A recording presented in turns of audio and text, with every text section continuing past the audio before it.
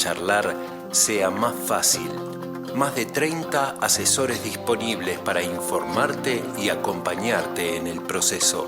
Experiencia y trayectoria para unir deseos y concretar objetivos. Atención personalizada para una búsqueda eficiente y un encuentro óptimo. Atención multicanal, redes, web, teléfono, WhatsApp y puntos físicos. 3544-412-673 y 448-060. López Balena, propiedad de Estrada La Sierra.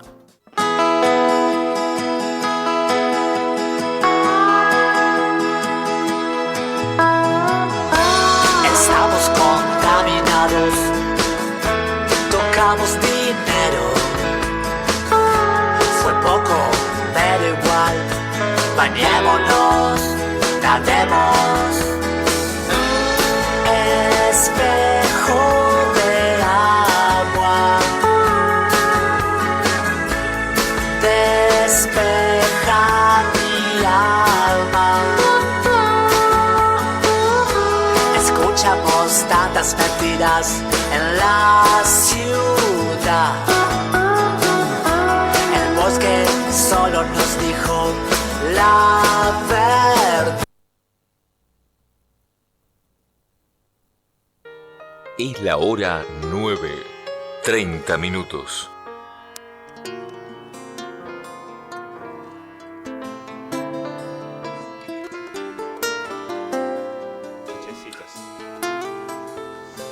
Con el micrófono y ya está. Era más blanda que el agua, blanda.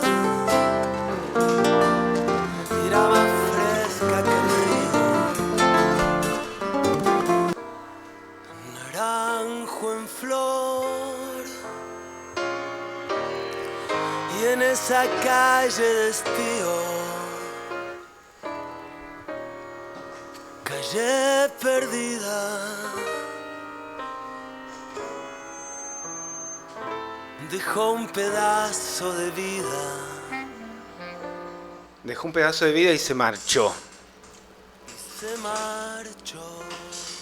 Del otro lado, ustedes los están viendo ahí, las dos personas que tienen la respuesta a casi todas las preguntas que tenemos. Y mirá que tenemos preguntas, los tres de short, los tres de pantaloncito corto, los tres... No, yo me puse medias porque... Los tres sin medias, podemos decirlo también. Ahí. Llegó el verano, llegó el buen tiempo, el buen clima, pero primero hay que saber sufrir.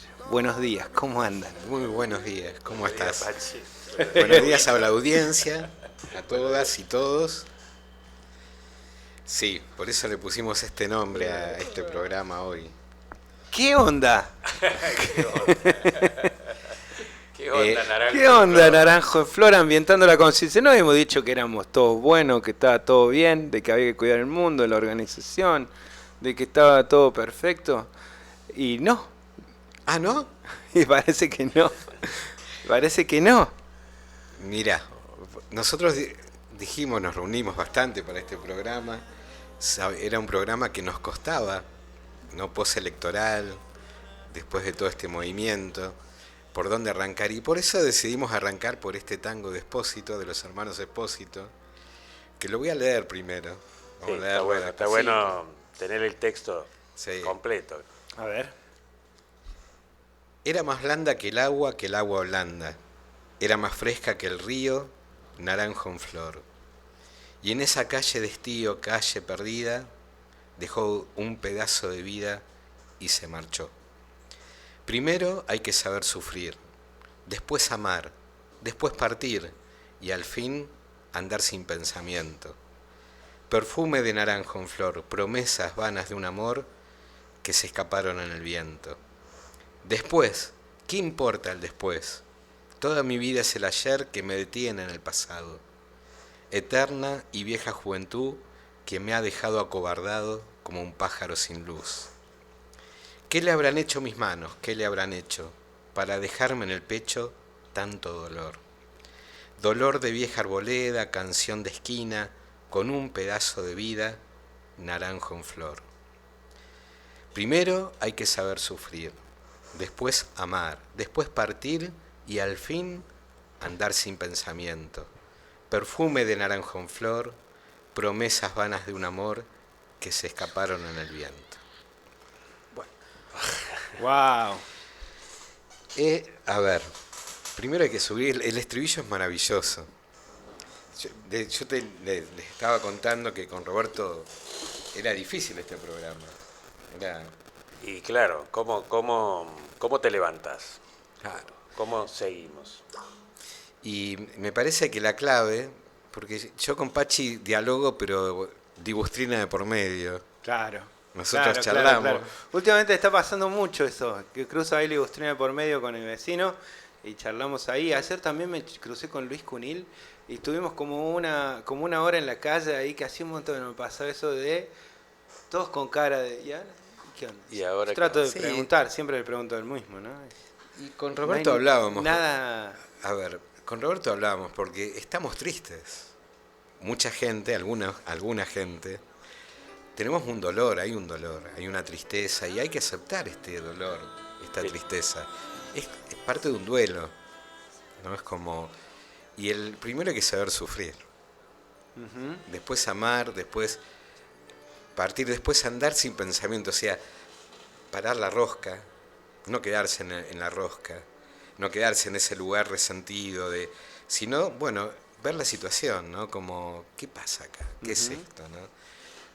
Porque uno puede quedarse enojado, frustrado, angustiado en un rumiaje que lo único que lleva es a más frustración.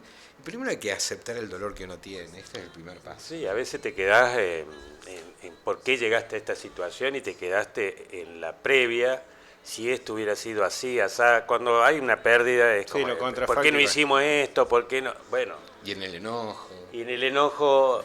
Mirá que los otros son una porquería, ¿cómo van a...? ¿No? Sí, o apuntás para el otro lado. O para el propio. O apuntás para el lado propio. Claro. Qué sé yo, buscando respuesta, quizás revolviendo más heridas. Claro.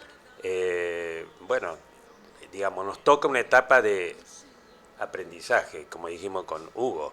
Claro. Saber sufrir significa eso, que el sufrimiento no sea en vano, que la pérdida no sea en vano, que lo que planeábamos no salió, la frustración de eso, bueno, como un proceso alquímico, de ese dolor, de ese sufrimiento salga otra cosa, no solamente lo mismo siempre. Con Roberto hablábamos hace un rato, decíamos, no sé si habrá mucha audiencia o si la gente le sirve tanto lo que nosotros compartimos, pero que a nosotros nos sirve un montón. A nosotros nos sirve un montón, claro. Totalmente, obviamente. ¿no? Como es casi... Es terapéutico para nosotros. Bueno, yo en esa terapia que les robo a ustedes, sí. Yo trato, a pesar de su cortísima edad, su vasta experiencia, de preguntarles si en algún momento han pensado, ¿vieron cuando uno mira un mapa y lo ve todo al mapa? Sí. Por ejemplo, el mapa de Tras la Sierra. Sí. Bueno, uno ve todo el mapa y puede elegir un lugar a donde posicionarse, ¿no? En algún lugar, bueno, este lugar es Los Molles, este lugar es tal cosa. Con el tiempo, con los procesos o con la historia de los últimos, ¿cuánto? 40 y pico de años, 50 que han visto, ¿dónde nos ubica en ese plano? 60, 70. No, tanto no debe ser, están muy bien cuidados, sino es por las semillas y esas cosas que consumen. Hay una manera calma de entender, bueno, estamos parados acá en este proceso histórico. Sí, está bien. Vamos para allá, o vamos para allá, o vamos para el otro lado, pero, a ver, tengo 25 años, alguien a quien ustedes le puedan golpear el hombro, a sus hijos, a sus nietos, a quien decirle, todo va a estar bien, porque ya pasó, porque nos pasa, porque nada cambia del todo tanto. No, yo quiero decir algo antes, ¿no? Como que hay que legitimar el dolor, la pérdida, el sufrimiento, y también con lo anterior no quiere decir que uno tiene que no estar enojado o acusando el dolor. Es legítimo, si es como decir, tenés que llorar.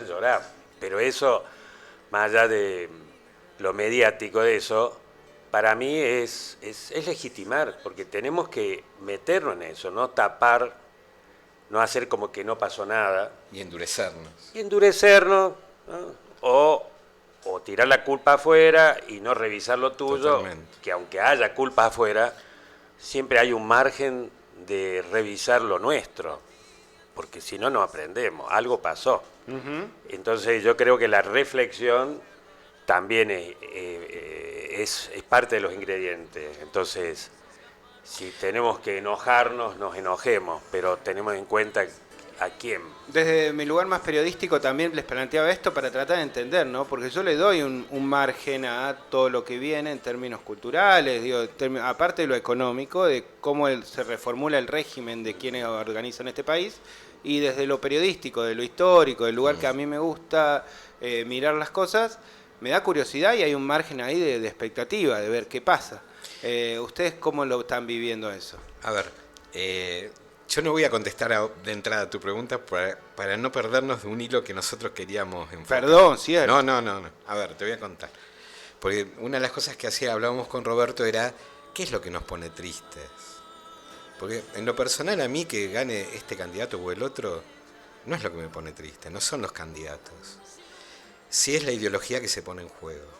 O sea, hay un 57% de la población que votó una ideología que tiene que ver, por ejemplo, una que dice sí a la contaminación de los ríos y otra que intenta generar un cuidado ambiental. No hablo de partidos solamente, estoy hablando de ideologías. Ideología, sí.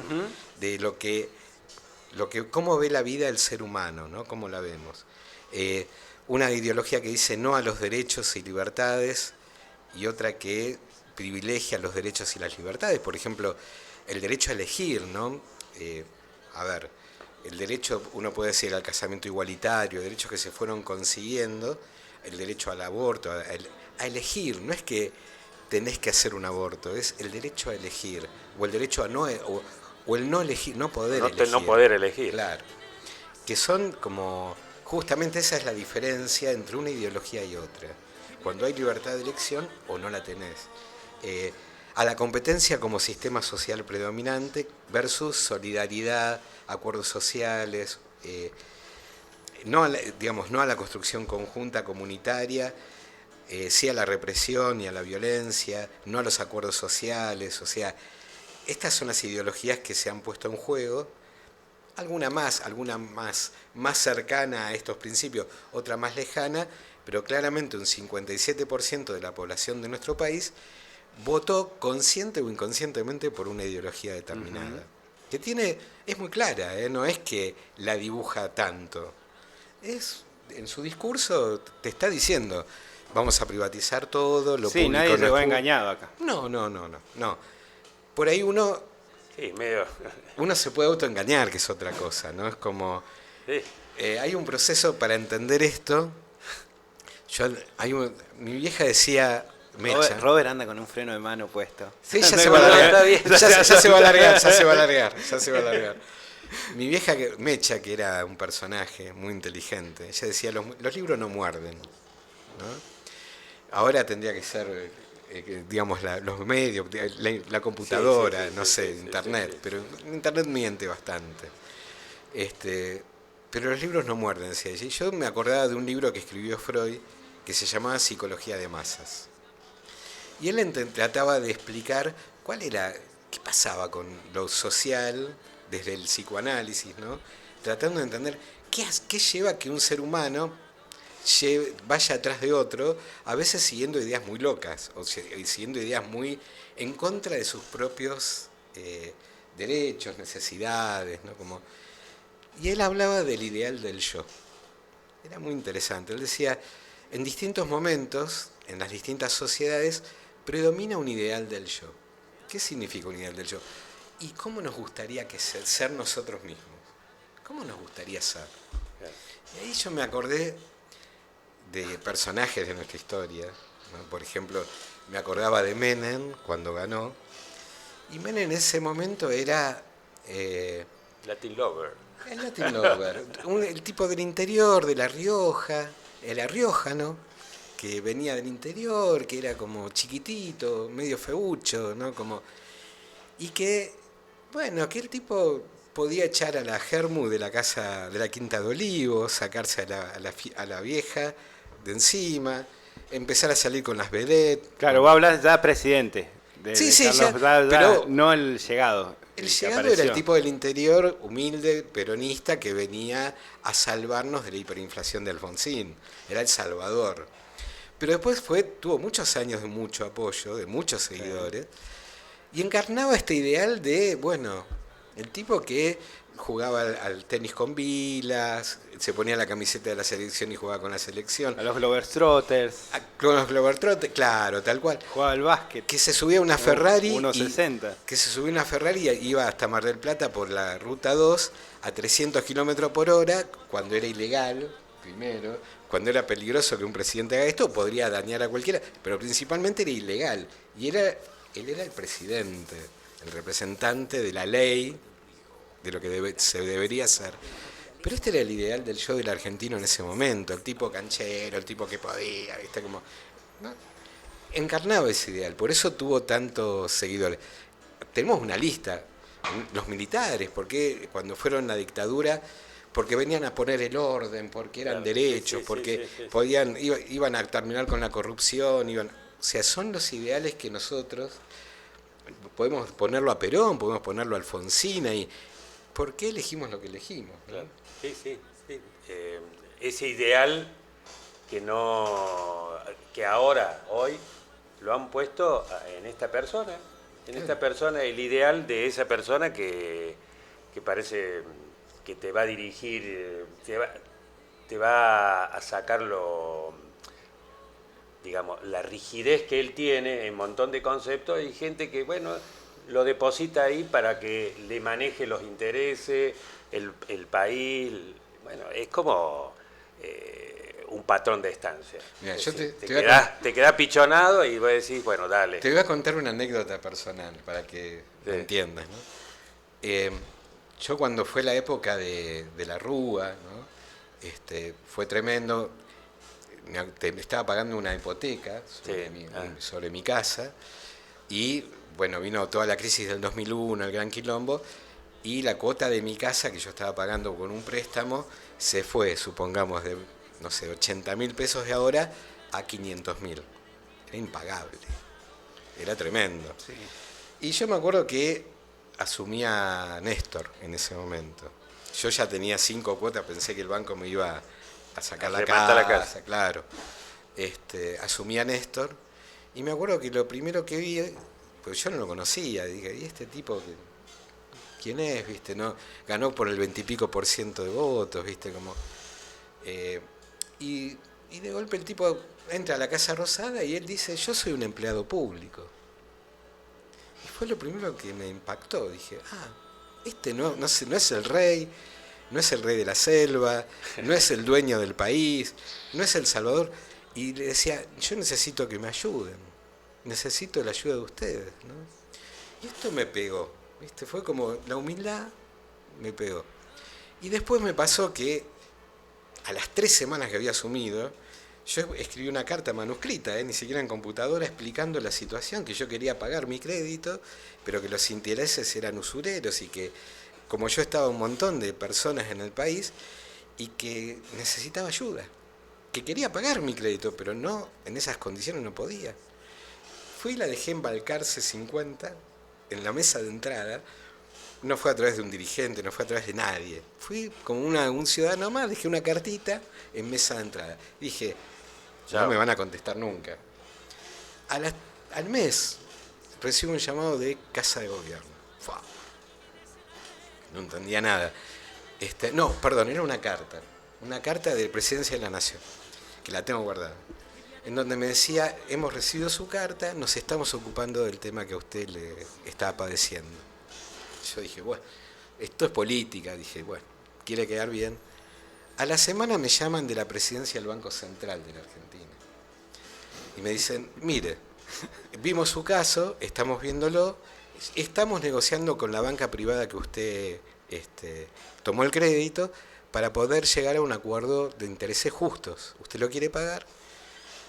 Y al mes me llama la jefa de cuenta del banco diciéndome, mire, Bilski, me dicen, le aviso que a partir de tal mes, cuando usted se ponga al día, la cuota que era de 500.000 pasa a ser de vuelta de 80.000. Yo me puse a llorar, yo no entendía nada. Y en ese momento mi sensación clara era, este tipo me enamoré, entonces ya no le veía lo malo que podía tener Néstor, era Néstor. Claro. Entonces yo me enamoré ahí. Y esto pasa, como me pasa a mí con este caso, que era lo que a mí me... Por ejemplo, Milei con su motosierra... Me enamoró. Enamoró, pero ¿por qué enamoró? Porque encarna el ideal del yo también de la gente, que es... Estamos podridos de la corrupción de la política, de que nos prometan cosas y nos mientan, de que pocos se queden con un montón de guita nuestra. Y claro, él encarnó ese discurso, que es el ideal del yo del argentino en este momento. Después de años de fracaso de los presidentes, Macri, Alberto Fernández, o sea, en donde no hubo una respuesta real desde la conducción como empleados públicos, y al contrario, se perjudicó mucho a la gente, entonces no hay creimiento, no se cree, se perdió la... Yo sentía que había como una especie de agobio, que los que estamos muy medio politizados, o los que vemos muchos medios, o los que leemos mucho de lo que pasa en el cotidiano, por lo menos de lo que está publicado, no lo podíamos percibir. Pero nada, amigos comerciantes, amigos que tienen ahí la veterinaria, que tienen la carnicería, no podemos más, no se puede más. Esa sensación de ahogo era algo como me parece o nos hemos acostumbrado, ¿no? Y es una salida que nadie está del todo contento tampoco, pero hay ahí una cuestión, probablemente sí genera una especie de amor, ¿no? De amor del que estaba solo, de amor del que viene conviviendo con la soledad un montón de años, ¿no? De amor del que está hambriado y solo. Agarrás cualquier cosa. Pachi, Nunca le habrá pasado a usted eso por la elegancia que tienen, pero Pachi, pasa. No nos vamos a mentir, lo que promete Milei como plan de gobierno es dolor, o sea, miren, va a haber un ajuste, está bien, el ajuste lo va a pagar la política, pero el ajuste de última lo va a pagar la gente, nosotros, no podemos gastar más de lo que tenemos, hay que abolir derechos, si hace falta reprimir socialmente porque la gente no esté de acuerdo, reprimiremos, o sea, él lo está explicitando, él y su vicepresidenta lo ponen en palabras concretas, y sin embargo la gente dice, no lo va a hacer. Es como, a ver, cuando uno se enamora de una pareja, debes todo lo que te gusta a vos y le proyectás y le depositas todo lo que te enamora. Lo otro lo vamos a cambiar. Lo otro o lo vamos a cambiar o es tan... O no lo ve. No le cree. Bueno, claro. Sí. O sea, hay un 55% de argentinos enamorados un poco de esa idea, ¿no? Sí, obnubilados. Obnubilados por esa idea. ¿Qué Y un 45% que ¿qué? Que tiene miedo. Que está preocupado, que tiene miedo, que tiene enojo contra el 55%, el otro 55%, que estamos enojo interno también. Claro, que estamos enojados o frustrados, porque, a ver, es como si uno dijera, nos equivocamos. Lo que pensamos no es. Entonces, ¿qué hay que hacer? Uno queda también como, bueno, lo que hicimos hasta ahora no funcionó, entonces hay que cambiar. Hay que ver qué, no sabemos, no tenemos respuesta. Y por ahí hay que bancarse como saber sufrir. También hay que bancarse en no saber y no tener la respuesta por ahora, ¿no? Buscar qué nuevo tiene que haber para que esto se transforme realmente, ¿no? Nosotros tratamos de hacer una mirada, ¿no? Una mirada, es nuestra mirada, que de alguna manera tenemos mirada en común, sobre la vida, sobre los procesos terapéuticos, sobre los procesos sociales, ambientales, y es nuestra mirada, no es ni de la radio, no sé si será de la radio, pero tratamos y desde ahí, no solamente mirar, sino también tirar alguna, como para, digamos, no describimos un diagnóstico, sino tratamos de tirar alguna respuesta terapéutica, ¿no? En esto, y es la idea del programa, de alguna manera, ¿no? Reflexionar y buscar. Quizá desde nuestros lugares puede parecer más sencillo, pero cuando hay una gran pérdida y una frustración, es recomendable también, esto, ¿no? Permanecer un instante, como trajo Hugo, aprender del sufrimiento. Si te instalás un ratito más en eso, podés ver mejor en profundidad esta pérdida y seguro que cuando uno decante un poco todas las pulsiones de enojo, de dolor, va a poder ver, en ese instante, va a poder ver mejor la belleza colateral, diríamos, o eso que está oculto, o la joya que decías vos, la perla de la situación, porque ese es el proceso, digamos, la enfermedad como camino, el síntoma o lo que sea, es el que te marca por dónde ir.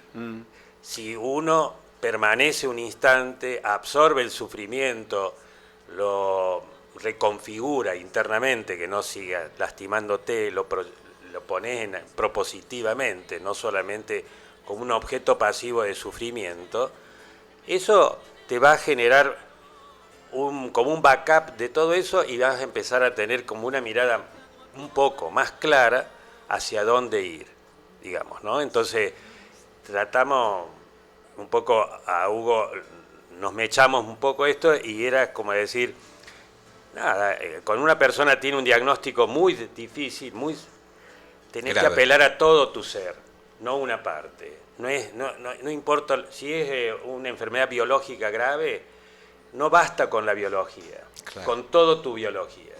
Tenía que apelar a otra instancia del ser para salir de la situación. Y en este caso, es un tema que no sé, los que vemos la vida desde un lugar es muy fuerte, es como decir, ahora hay, por decir muerte, no quiero ser apológico en eso, pero es como una mirada contraria a la que yo pensaba. Y digo, ¿cómo buscar ahí soluciones? ¿Cómo buscar situaciones que nos superen a esto, ¿no? Y no meternos para abajo? Sí, por ahí hay una cosa complicada que creo que todos tenemos, que todos queremos que los procesos sean lineales y siempre vayamos para adelante.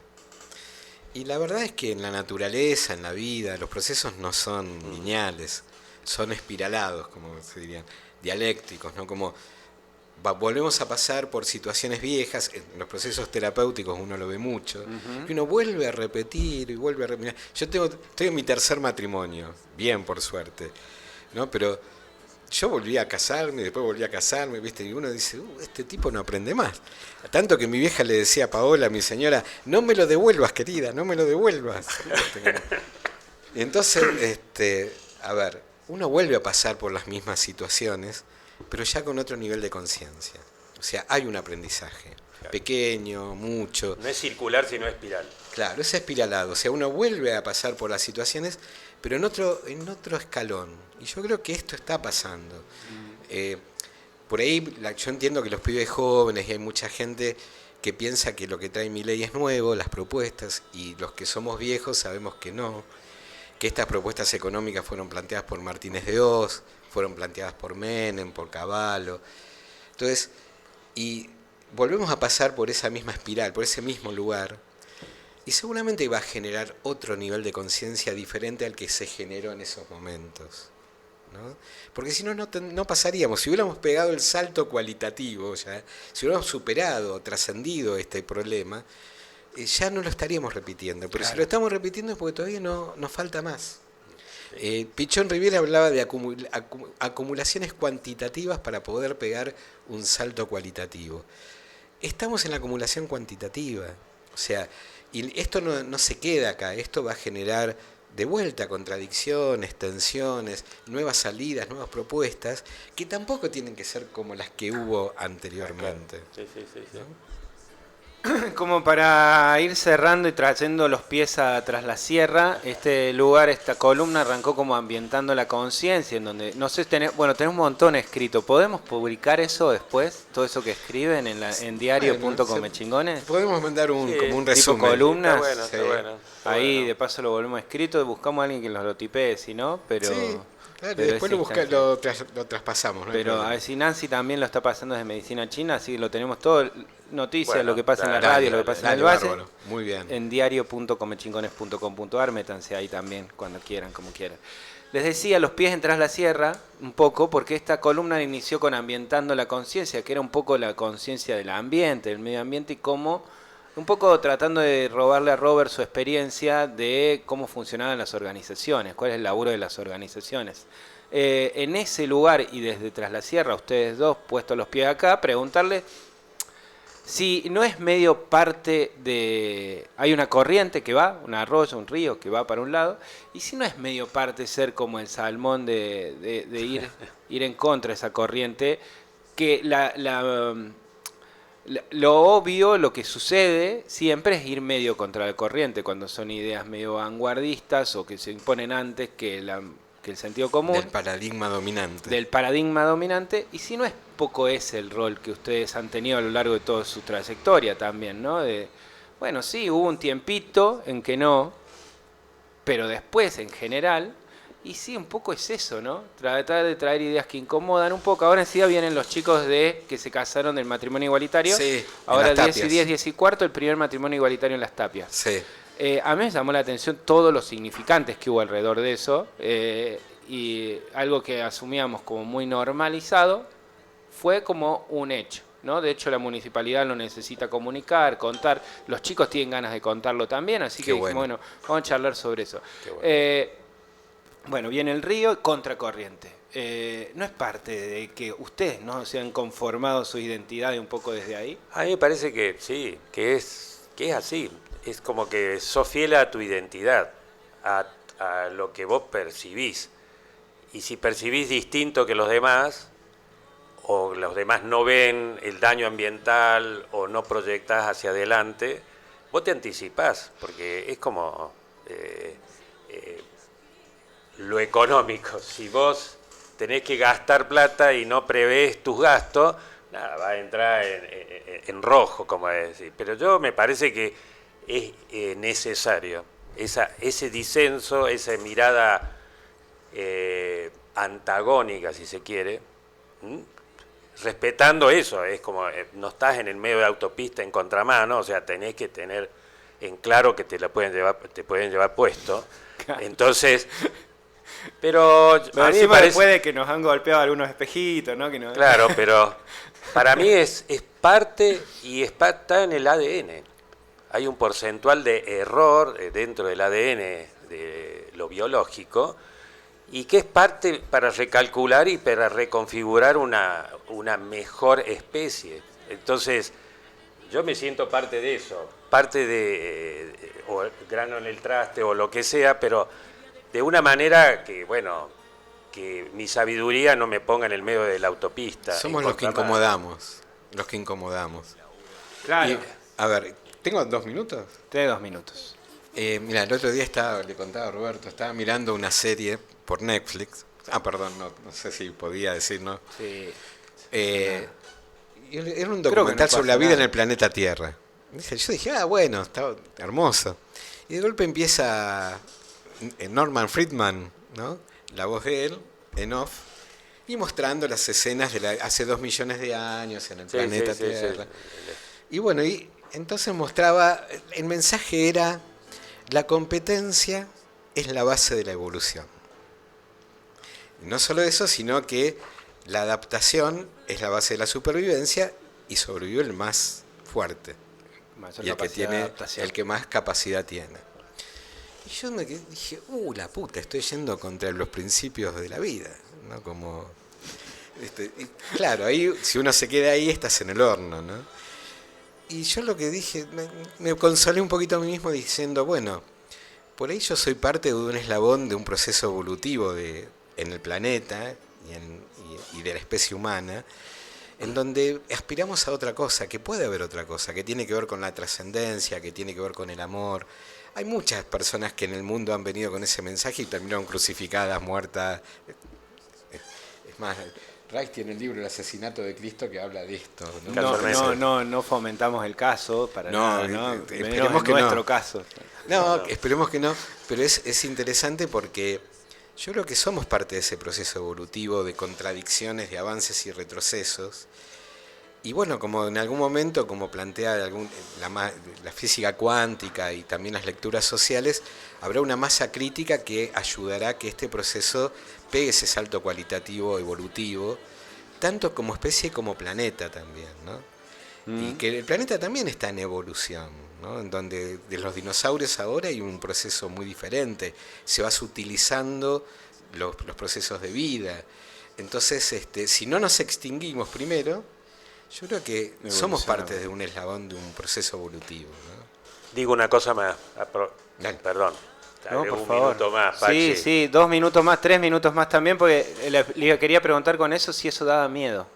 Desde la terapia neural me formó también, me informó un montón de cosas desde la neuroplasticidad.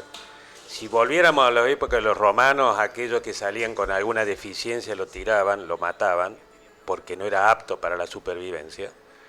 Entonces, ¿qué pasa con aquellos que nacen con alguna dificultad, una hipoxia perinatal, o sea, con todo ese daño?